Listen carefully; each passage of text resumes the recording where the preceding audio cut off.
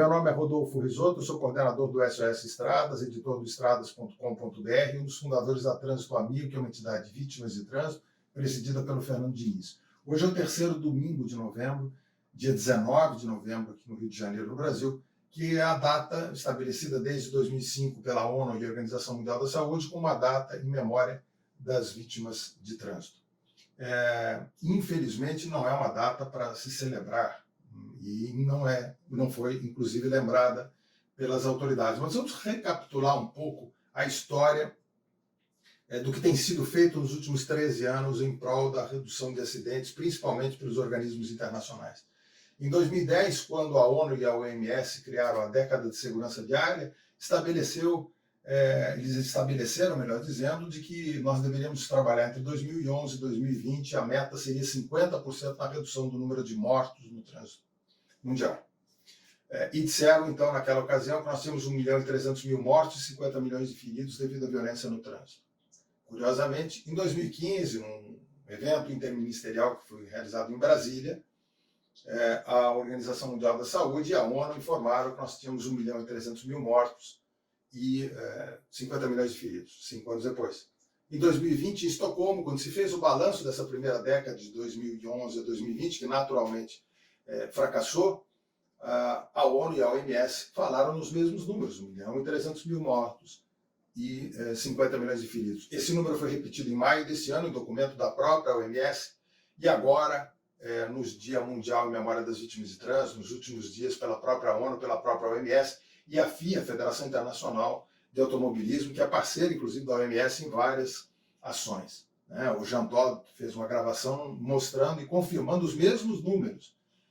Em 13 anos não mudou absolutamente nada. O que estão fazendo lá em Genebra, onde é a sede da Organização Mundial da Saúde? Sinceramente, a própria Organização Mundial da Saúde, ao orientar os países, estabeleceu que era preciso trabalhar as estatísticas. Mas há 13 anos que as estatísticas do organismo internacional mais importante para a segurança viária e para a saúde pública no mundo repete os mesmos números. Então, como é que a gente pode cobrar, inclusive, das autoridades, não só no Brasil, como em tantos países, que eles sejam responsáveis com relação aos dados? Porque não me parece, a não ser que nós tenhamos uma coincidência estatística extraordinária, que os números possam ser os mesmos 13 anos depois. Agora, então fica claro para a gente o que é? De que essa data e esse tema, ele tem uma importância muito relativa. Ele é importante para as vítimas, ele é importante para a sociedade, tem um custo muito grande, mas para os organismos internacionais e para os órgãos públicos em cada país, também é uma importância muito relativa. Tem algumas exceções, nós temos países que realmente têm investido nisso, a Espanha é um excelente exemplo, a França é outro bom exemplo, alguns outros exemplos são muito ruins, e o Brasil é um dos exemplos que está nesse limbo, né? E aí nós fomos ver o que aconteceu hoje, Dia Mundial em Memória das Vítimas de Trânsito. Aí nós fomos lá olhar o site do Senatran, as mídias sociais da Secretaria Nacional de Trânsito do Brasil. Nenhuma ação foi realizada pela Secretaria Nacional de Trânsito. Nem o secretário, a não ser fazendo compartilhamento de alguma coisa que aconteceu no Acre, fiz menção a essa data, ou fizeram qualquer menção a um evento que ocorre de uma entidade de vítimas no Rio Grande do Sul. Quando a gente olha para os Detrans, a maioria não fez absolutamente nada. Quando a gente entra na Polícia Rodoviária Federal, nas próprias mídias sociais, não tem menção, e a Polícia Rodoviária Federal atende os acidentes, né? Então, seria importante. As polícias rodoviárias estaduais, praticamente nada, com exceção de um ou outro caso isolado, de um batalhão ou de um oficial que está mais engajado com isso. A verdade é que a imprensa também não vai dar atenção a isso, se nem mesmo os órgãos responsáveis pelo trânsito chamam atenção para isso. Eles chamam atenção naqueles eventos em que o destaque não vai ser a vítima, mas vai ser o político, vai ser a autoridade. Aí tem press release, tem comunicação, tem todo um esforço para chamar atenção para o tema e vão usar os mesmos números da OMS. Eles vão usar os mesmos dados, as mesmas estatísticas, é a mesma postura. Não há, na prática dessas pessoas, compromisso com a segurança viária. Tem um ou outro caso bem intencionado, outro bem intencionado despreparado e outros, que é a maioria, que estão ali de passagem, apadrinhados políticos, que vão ocupar essa função hoje e amanhã estão em outro lugar. E que eles estão preocupados em eles aparecer. Aí basta a gente ver. Maio Amarelo é o mês da segurança viária no país. Aí a gente vai ver os eventos. Onde é que estão as vítimas de trânsito? Não participam, não são convidadas. Eu não falo do Rodolfo Risotto representando a Trânsito Amigo. Não. Porque eu tenho estradas, eu tenho o SOS Estradas, já não consigo dar conta daquilo que eu tenho para fazer. Então eu já tenho muitas ações, eu faço uma campanha todos os meses. Eu não faço maio amarelo, eu faço janeiro, fevereiro, março, abril, maio. Eu faço o ano inteiro, independente de recurso, eu não preciso de recurso de ninguém. Eu faço por minha conta. Né?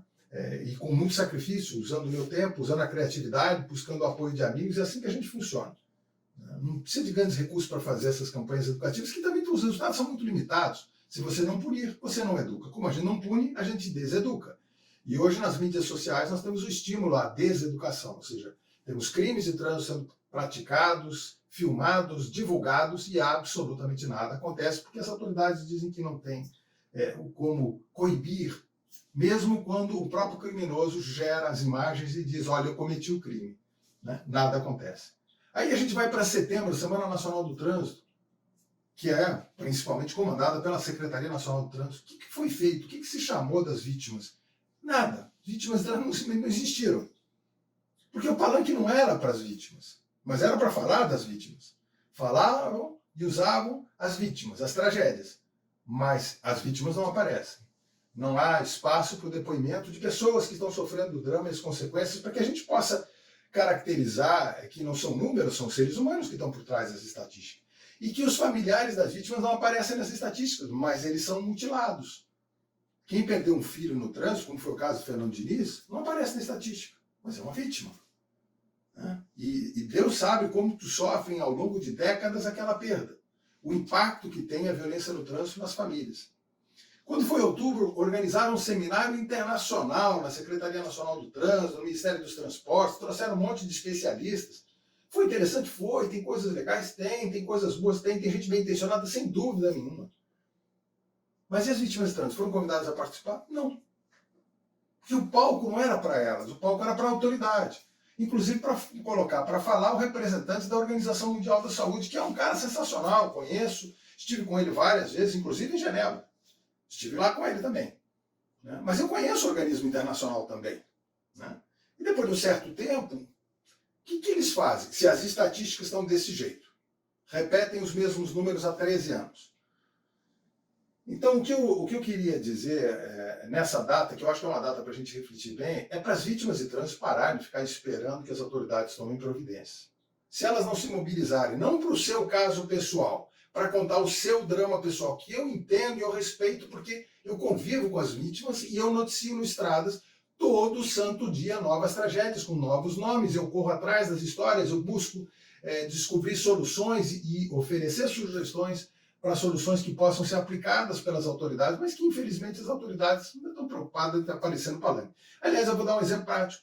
Nós temos o Plano Nacional de Redução de Acidentes, o PENATRANS. Se você olhar lá nas gavetas do governo, desde os anos 70 tem documentos semelhantes. Eu participei do último, que foi inclusive no governo passado. Participei apenas para dizer, olha, você não participou? Não, eu participei, dei a minha contribuição, participei das discussões, vi as contradições absurdas que tinham lá e uma preocupação muito grande em agradar o executivo e não realmente em fazer um trabalho. E é lógico, tem gente que estava no governo tentando de alguma forma fazer um trabalho, dizer que ninguém quis fazer absolutamente nada. Não é verdade. Aí vem um novo governo, o que faz? Vamos fazer uma revisão do PENATRANS. Saiu ano passado. E nós vamos fazer uma revisão, e aí diz, não, mas nós temos que ter metas. Aí você pergunta à Secretaria Nacional do Trânsito, ao Ministério dos Transportes, à Polícia Rodoviária Federal, qual a meta de redução de acidentes para esse ano? Qual a meta que eles assumem? Que eles se comprometem? Não tem meta nenhuma. Por isso é que não falam das vítimas. Mas vamos fazer o balanço do feriado. Nós vamos ter o balanço do feriado para dizer quantas pessoas morreram nas estradas. Nós temos coisas simples e práticas que o governo pode fazer. Por exemplo, nós temos a resolução 798, que é a resolução que estabelece onde é que devem estar os radares, como é que eles devem ser sinalizados, que ele é criminosa, só falta dizer que tem que ter uma banda de música onde tem o radar. É para beneficiar o infrator. E aí isso tem que estar no site do governo, tem que estar, e aí vai estar naturalmente nos Waze da vida, no Google Maps e nos detectores, ou seja, nos sistemas que são criados para dizer onde é que tem um radar. Então, é uma desmoralização da fiscalização. Isso não é feito em outros países do mundo. Aí, o que a Senatran poderia fazer? Vamos derrubar a resolução 798. Tem argumentos técnicos, aliás, tem mais que argumento técnico, tem corpos. Nós mostramos isso no ano passado, quando fizemos um levantamento, nós fizemos uma publicação sobre gestão de velocidade em 2021, fizemos os levantamentos de como aumentou o número de mortes em função dessas medidas, um aumento de 15% das mortes nas rodovias federais. Então nós temos corpos para comprovar tecnicamente que essas medidas são absurdas. A situação é tão louca, e eu vou citar apenas o exemplo da velocidade, que hoje, nas concessionárias de rodovia, inclusive em área urbana, a Companhia de Engenharias de Tráfego no Rio e São Paulo, elas têm câmeras com capacidade de detectar tudo que está acontecendo na pista, de identificar a placa, de ver se o condutor está usando o celular ou não quando está dirigindo. E aí o policial está lá no chamado CCO, no Centro de Controle Operacional de uma concessionária de rodovia, ele vê os motoristas praticando rachas, andando a mais de 200 km por hora, e eles dizem assim, eu não posso fazer nada porque a legislação não permite, ou as resoluções não permitem.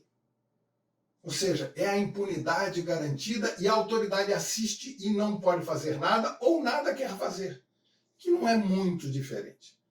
Então, a única forma das pessoas que têm os seus dramas, que perderam os seus familiares, de conseguir uma mudança nesse quadro, é a partir do momento em que elas se mobilizem para não deixar que os políticos passem por cima desse tema, que deem atenção com seriedade, elegendo pessoas que efetivamente vão ser responsáveis com relação a isso, não deem repercussão aos políticos que estão nas funções executivas, não deem, inclusive, valor a esses órgãos, a não ser que eles façam efetivamente alguma coisa. Porque senão fica uma bajulação de autoridade que não vai levar a lugar nenhum. E entendam que não adianta resolver o caso individual de cada um. É preciso que as vítimas se organizem, cada um na sua cidade, procure os seus pares, porque em toda cidade tem um monte de vítimas, ou familiares de vítimas têm o mesmo drama, a mesma impunidade, e que elas devem se unir para que aí possamos pressionar as autoridades. Porque hoje, se você for olhar lá, o presidente da Frente Parlamentar do Trânsito Seguro no Congresso Nacional, é uma pessoa que eu fui ver o currículo, apesar de ser policial rodoviário federal, está muito mais próximo dos infratores do que efetivamente das vítimas de trânsito. Basta ver as propostas que tem. Né? Então, aliás, ele participa de festival de arrancada, quer dizer, também não é muito compatível com quem está querendo debater a questão de segurança viária.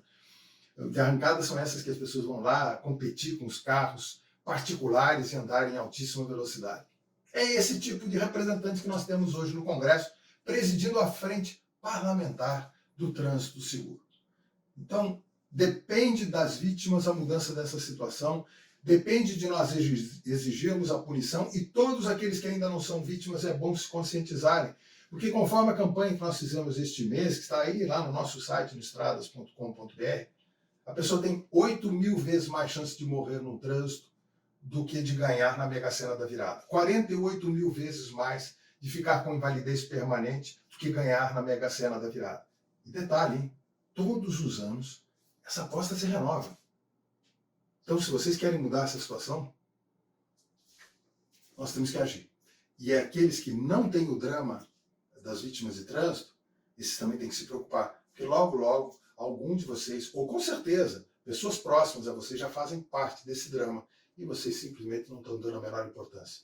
A imprensa também não está dando a menor importância. Ela noticia o balanço do feriado, falando das mortes, mas também não dá atenção a esse tema.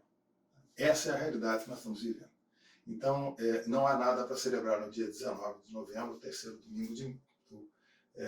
domingo de novembro, Dia Mundial em Memória das Vítimas de Trânsito. Mas espero que em memória delas a gente realmente consiga mudar essa situação. Senão, no ano que vem, nós estaremos, como hoje já tivemos, aí, em torno de 100 mortos no país, né? Cerca de 700 pessoas que hoje ficaram com invalidez permanente, elas vão fazer apenas parte das estatísticas, e o ano que vem a gente vai estar se lamentando novamente. Ok? E quem quiser compartilhar, curtir, xingar não vai dar porque eu tiro os comentários. Tá bom?